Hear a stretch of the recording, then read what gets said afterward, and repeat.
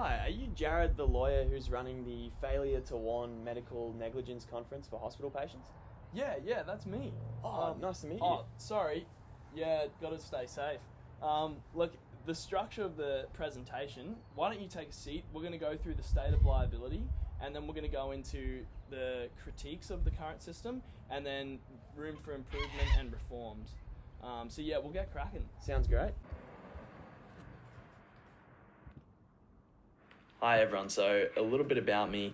I'm a barrister with 10 years experience dealing particularly in medical negligence and some experience prior to that in commercial litigation.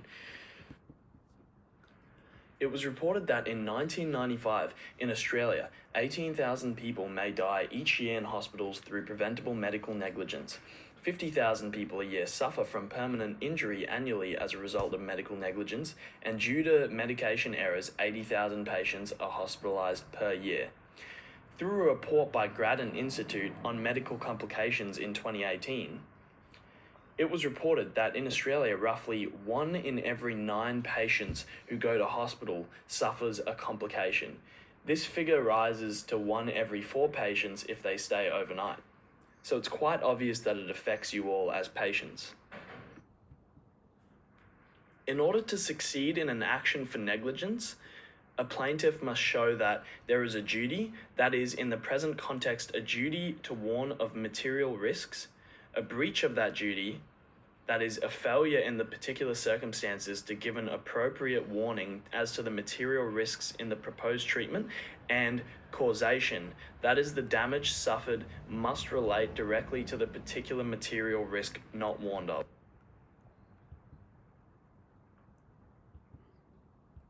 It has been well established in Australian common law that a duty of care exists in a doctor and patient relationship.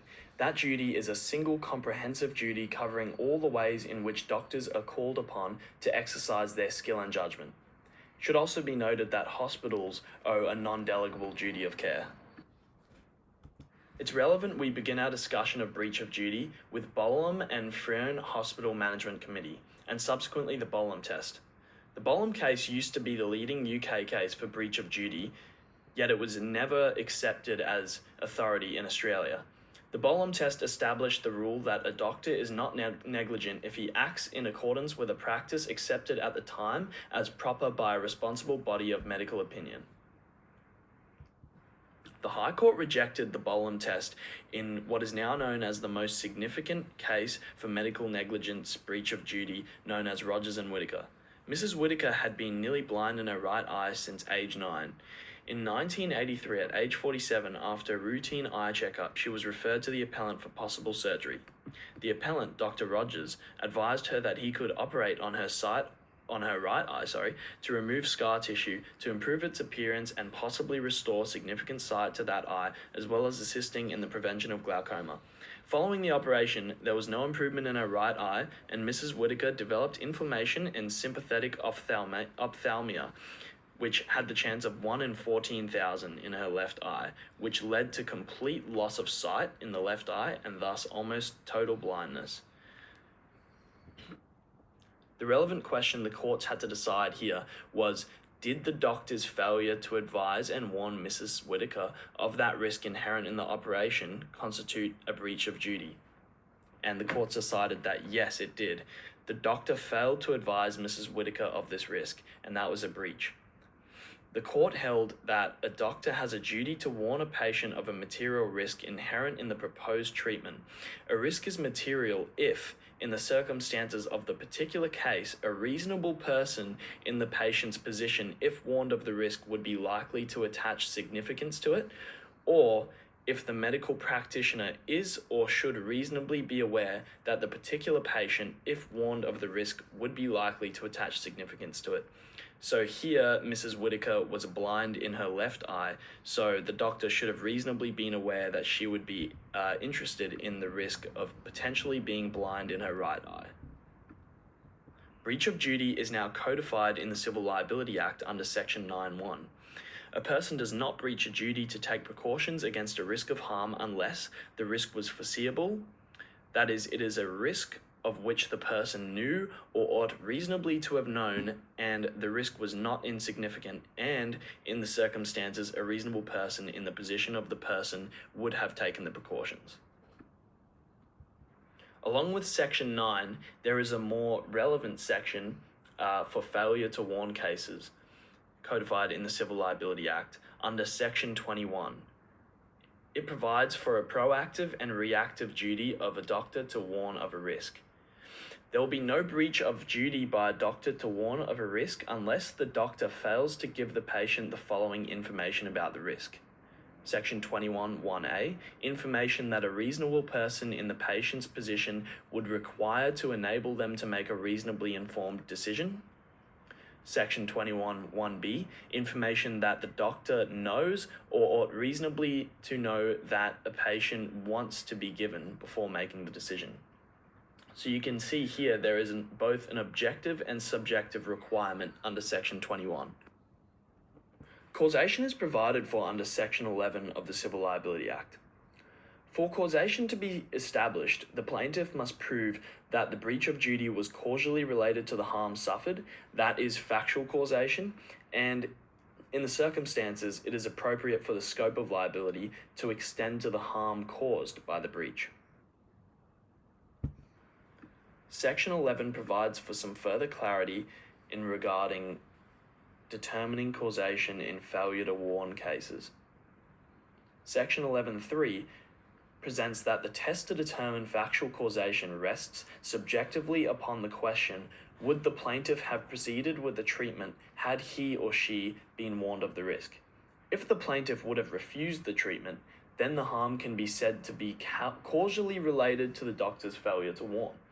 The courts will consider the hypothetical question of what the plaintiff would have done with subjectivity. Any statement by the person who suffered the harm about what he or she would have done is inadmissible unless it is against his or her interests.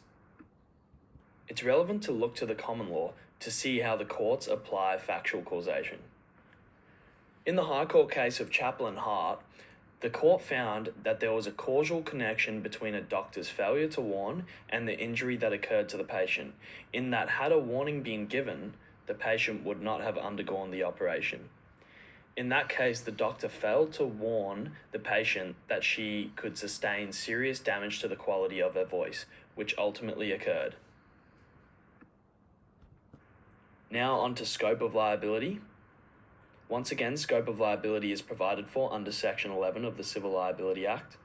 And for the purposes of deciding the scope of liability, the court is to consider, among other relevant things, whether or not and why responsibility for the harm should be imposed on the party who was in breach of the duty. The significant case of Wallace and Cam involved a neurosurgeon performing a surgical procedure on Mr. Wallace, which had inherent risks. One risk was of temporary local damage to nerves within Mr. Wallace's thighs. Another distinct risk was a 1 in 20 chance of permanent and catastrophic paralysis resulting from damage to his spinal nerves. Dr. Cam did not warn Mr. Wallace of either of these risks. The first risk materialized and Mr. Wallace sustained neuropraxia, which left him in severe pain for some time. At the initial trial, it was held that evidence indicated that only the second, more serious risk would have prevented Mr. Wallace from proceeding with the operation, and that was the risk that did not materialize. So the courts limited the scope of liability here by providing that causation could not be established in this case, and the plaintiff lost and couldn't be compensated. Now I'm going to discuss some limitations to the law. The current law is very defendant-friendly, and it makes it very difficult to sue a doctor for medical negligence. They're quite protected under the Civil Liability Act. Since the implementation of the Civil Liability Act, it seems that plaintiffs' abilities to succeed in claims against professionals has greatly diminished, leaving the courts to decide what a material risk is to each patient also presents the potential for inaccuracy. In Rosenberg and Percival, the plaintiff's case was that she would not have had the operation had she known of the consequences. The courts interpreted this not to amount to a breach, as they didn't deem it a material risk within the meaning of Rogers and Whitaker. So the courts decide what a material risk is to each patient. The onus is on the plaintiff to prove causation, which has previously been described as the most formidable obstacle confronting healthcare consumers due to the extreme difficulty in attributing harm to the defendant. The limitation of the scope of liability in Wallace and Cam is also problematic and sets a dangerous precedent. The doctor failed to warn of 2 risks inherent to the procedure, and causation could not be established as the potential catastrophic outcome that the patient was not made aware of did not eventuate. So just because the outcome was not catastrophic, the doctor could not be held liable. There are other difficulties in the tort system of medical negligence, such as medical treatment almost always involves risks, even if performed with proper care and skill. Plaintiffs may be disastrously harmed from procedures and unable to secure compensation. Justice cannot be done in such circumstances. There are no winners. Additionally, it can be incredibly difficult to decide what the plaintiff's health would be like if the problem had not occurred. In Australia, we have a dire need for reform. The current system is extremely slow-moving and often fails to compensate victims of medical negligence.